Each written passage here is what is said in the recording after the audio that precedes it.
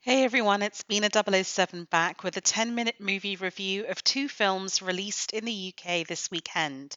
Both of them played the BFI London Film Festival. The first is Foe, and the second is The Pigeon Tunnel. So, Foe is a film that is really well acted, it's well directed, but the story isn't really worth the candle. And I think the problem is that it's advertised as a sort of sci-fi film set in a dystopian climate ravaged near future, but it's really just a relationship drama about a middling bad marriage where the people involved have just drifted apart. Which is not to say you can't make very good films about bad marriages. Let's just look at Noah Baumbach's 2019 Marriage Story, or the entirety of Ingmar Bergman and Woody Allen. But Foe is not one of those great films. It's written and directed by Garth Davis, who also made the film Lion, starring Nicole Kidman. He has no track record in writing sci-fi, and I think that comes across sadly in this film. The other thing is I'm not sure he's interested in writing sci-fi. He is adapting a book by Ian Reid, which maybe is better. I don't know. I haven't read it. And it stars Saoirse Ronan, who is a phenomenal actress, most recently seen in Greta Gerwig's Little Women. She plays Hen, who is the wife, and she is married to Junior, who is played by Paul Mescal. He seems to be everywhere, right? But most recently in the film All of Us Strangers. They live on this sort of desolate farm in the middle of nowhere. This is a dystopian future where extreme climate has rendered water very, very scarce, and the entire landscape is just desolate. So basically, the government of the day decides that they've just given up on living on Earth and they want to create effectively permanent habitation in the space station, and they're drafting young men who are healthy and fit to go live in this space station for a couple of years to see if it works, to see if the climate kind of ravages their body up there. And so a government inspector comes to the house. It's obviously the first person these two have seen in years, and they're very suspicious and says, look, we're going to take Junior away, but while we do so, we're going to leave an AI version of him, a Cylon. And in order for this to work, the real Junior and the real Hen are going to have to tell the Cylon all of their memories so that he can behave as the real husband. So that is basically the setup of this film. And then we sort of take it forward and see what happens to their relationship. I think the problem I have with this film is that it's very leisurely, it's very slow, it is a relationship drama. The two leads are very good actors, but I just think that there's not really any tension. There aren't any stakes. It's not like one has cheated on the other. There's no real drama here. It's just two people who are basically okay drifting apart. And that's just not enough to fill a 2 hour running time. And I also think that where the film sort of gets into sci-fi and gets into the issues of what is an AI Cylon replacement and can you fall in love with one and how near can they imitate being a human, all of these issues have been better dealt with in Ronald D. Moore's Battlestar Galactica remake, in far more nuanced sophistication and with far more darkness. And if you're not going to go there and really get into the sci-fi of it, you're just left with a tale as old as time, or at least as old as Martin Guerre, better known to Western audiences as that awful Richard Gere film, Summersby. So I just feel this is very worn, very trodden ground. The sci-fi stuff isn't really done with enough depth. And then at the end, you get a sort of final act, sort of revelation of the plot mechanics, which I think are very guessable.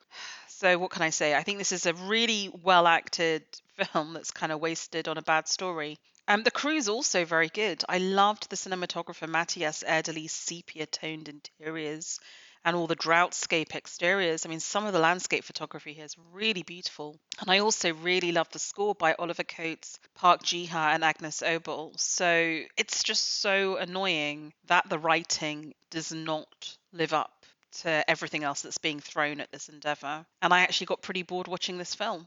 So Foe has a running time of 110 minutes. It's rated R. It opened in the USA on October 6th and in the UK this weekend. So you can go see it in cinemas now.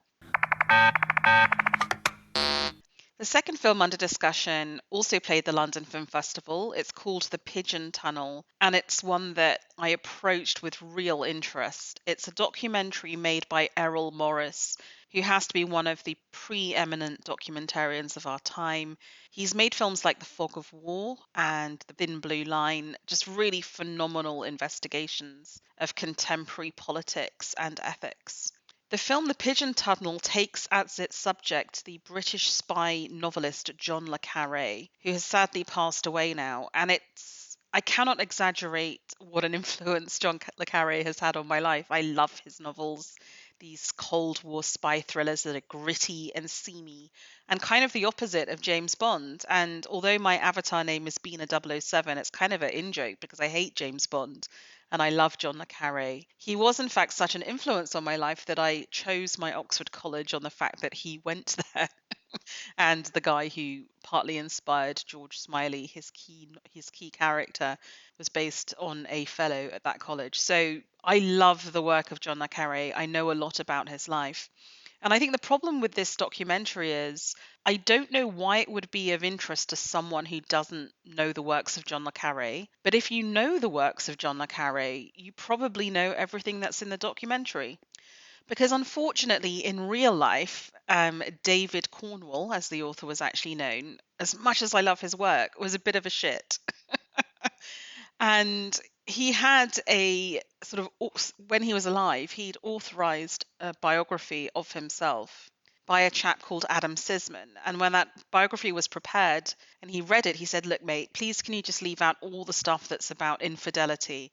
And David Cornwell was a serial adulterer. He loved the game of espionage with women and, arguably was a bit of a sex addict.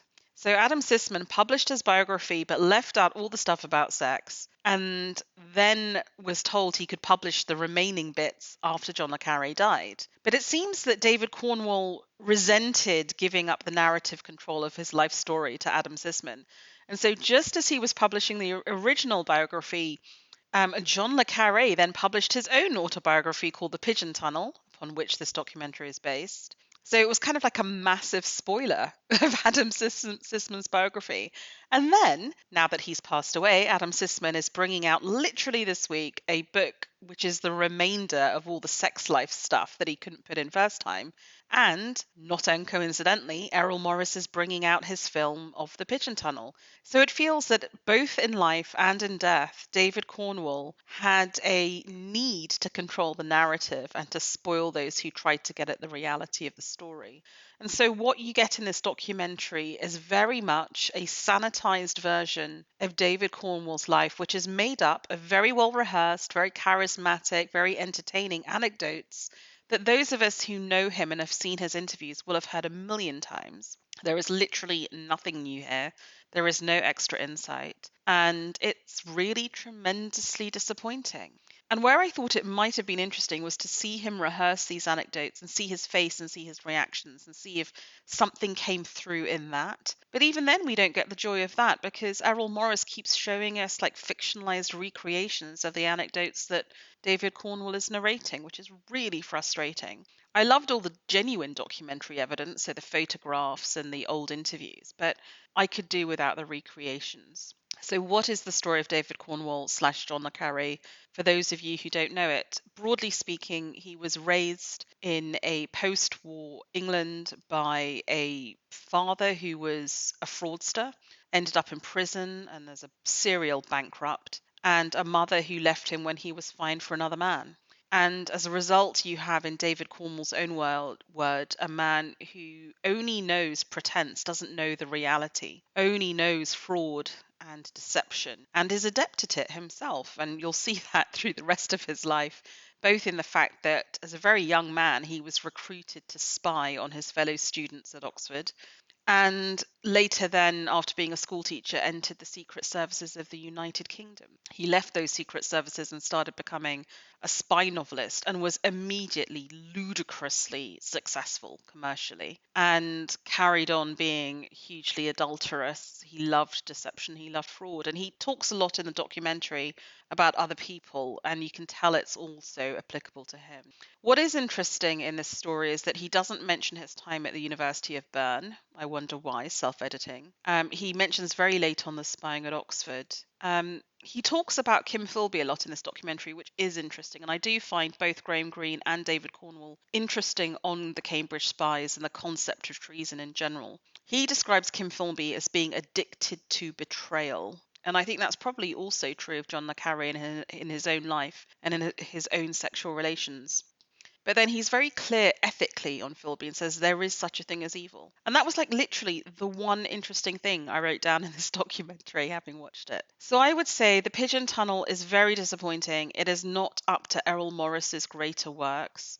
If you've never heard of John Le Carre or have heard of him, maybe you're reading the Mick Herron Slow Horses books and want to know about the grandfather of post-war spy fiction, then by all means watch it, because you will get the kind of sanitized, approved John Le Carre self-autobiography. If you do know about John Le Carre, I think this is genuinely one to miss, which is tremendously sad to say. The Pigeon Tunnel is rated PG-13 and has a running time of 92 minutes. It played Telluride Toronto in the BFI London Film Festival and was released this weekend, both on limited release in cinemas, which there's no need to see it in a cinema, and on TV on Apple TV Plus. If you choose to watch it, I'll be fascinated if you do find it interesting. Please reach out, leave a comment or a message on b007.com. Thank you for listening.